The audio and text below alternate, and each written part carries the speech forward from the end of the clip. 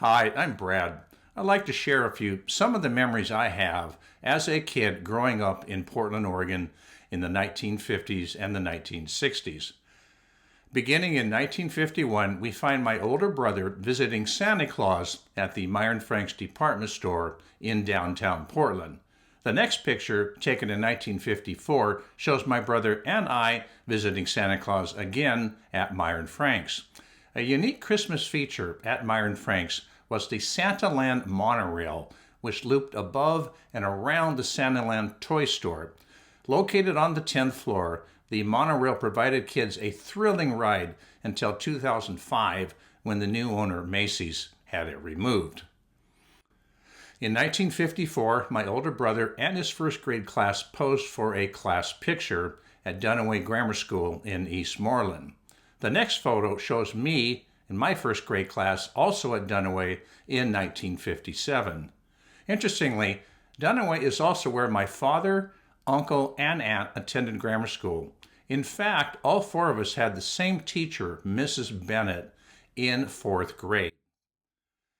Built in 1921, my parents' house, as seen here in 1954, was only the third house built in Eastmoreland. It was 4 blocks from Reed College, which was built in 1908. Prior to that, Eastmoreland was simply rolling farmland. The Portland Roast Festival, initially called the Roast Festival and Flower Parade, first took place in 1906. The parade has become the second largest all-floral parade in the United States, next to the Tournament of Roses in Pasadena, California. The parade is the largest single-day spectator event in Oregon. In 1956, we watched the parade from the back of a neighbor's pickup truck. Notice the telephone number on the truck, which begins AT. Back in the 50s, AT, or Atlantic, represented the first two numbers of a phone prefix, namely 2 and 8. Other prefixes might begin KL for Klondike for the numbers 5 and 5, or PR for Prospect for the numbers 7 and 7. These alpha numbers were discontinued in the 1960s. Since 1907, the Portland Roast Festival has been fortunate to be one of the few U.S. ports of call for a courtesy visit from the U.S. Navy, Coast Guard, and Royal Canadian Navy. In the 1950s, Portland's Roast Festival hosted dozens of naval ships, including submarines, destroyers, light cruisers, and frigates, sometimes moored side by side 4 ships deep at the city's downtown harbor wall. Visitors would walk across wood planks to get from one ship to the next. Today, the number of ships visiting has been greatly reduced. In 1956, the Dunaway Grade School PTA held a parent-teacher dinner in the school's cafeteria. As a student, we could purchase hot lunches in the cafeteria for only 25 cents. A typical meal might include wiener wraps, meatloaf, jello, fruit, and of course, a carton of milk. In the 1950s and 60s, riding bicycles was an essential form of fun and transportation for every kid. Here's a group of kids riding their bikes in Eastmoreland in 1957. In the 1950s, the Portland Public School System allowed schools to perform Christmas pageants, something that is unheard of today. Pictured here in 1959 is my third grade class from Dunaway. I recall the student on the far right, who was standing right next to me, throwing up on stage in front of the whole audience. In the 1960s, boys often built forts in their backyards. The forts were made from wood apple carts and boxes obtained from the local grocery store. One of our forts was 3 stories tall, with a trapdoor from the ground floor up to the second floor, and the third floor had a trapdoor leading to the roof. We even had electric lights. A local neighborhood game was to secretly invade a neighbor kid's fort without being caught. If you succeeded in getting inside undetected, you were considered a winner and a victor. In 1962, my 5th grade class from Dunaway took a field trip to Folger's Coffee Plant in southeast Portland. In later years, we took field trips to the Portland Zoo, the Oregon Museum of Science and Industry, called OMSI, as well as trips to the Alpenrose Dairy Farm. In 8th grade, we even ventured out into the woods to plant trees. However, several kids were busted during that outing for making out behind the trees.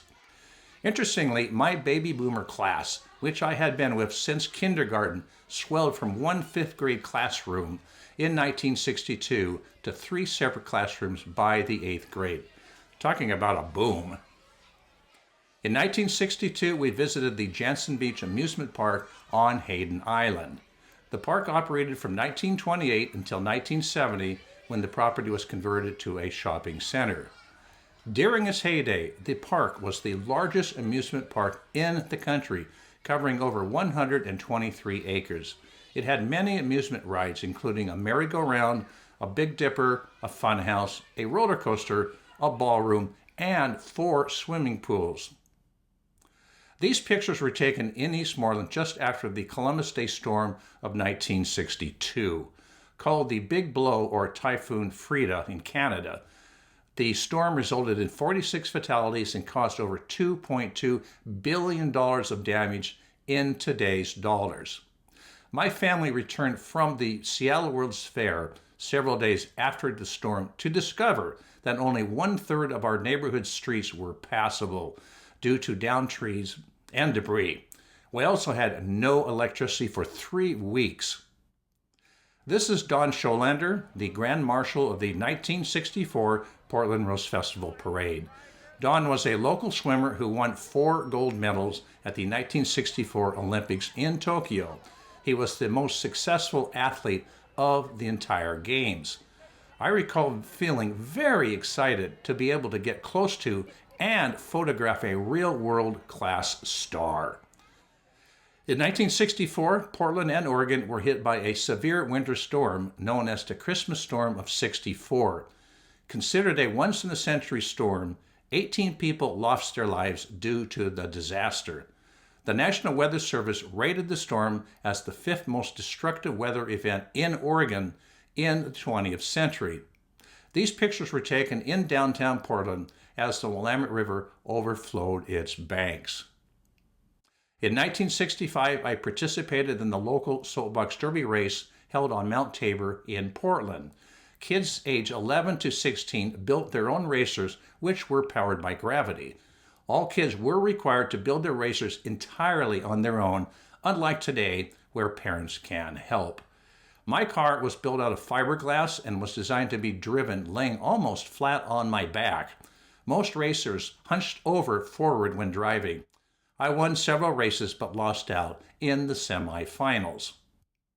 In 1968, the nationally recognized rock group Paul Revere and the Raiders held a press conference in the Hilton Hotel in Portland to announce the release of their latest album.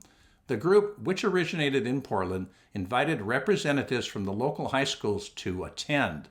I was one of the lucky few to attend because I was the staff photographer for my school's newspaper. Also in 1968, I photographed Governor Tom McCall at the Republican Governor's Task Force that was held at the Lloyd Center. Prior to entering politics, Governor McCall was a newscaster for KGW-TV in Portland for 7 years. McCall is credited with passing the nation's first bottle return bill and encouraged people to visit Oregon, but, quote, "for heaven's sakes, don't come here to live," unquote. Between 1959 and 1996, the Far West Classic was the premier college basketball holiday tournament in the country. Held between Christmas and New Year's, the tournament allowed kids like me to buy one ticket and spend an entire day at the Memorial Coliseum watching multiple basketball games. Thanks for watching. If you enjoyed this video, please consider to subscribe to our channel and hit the bell icon to be notified of new and exciting videos. Bye-bye.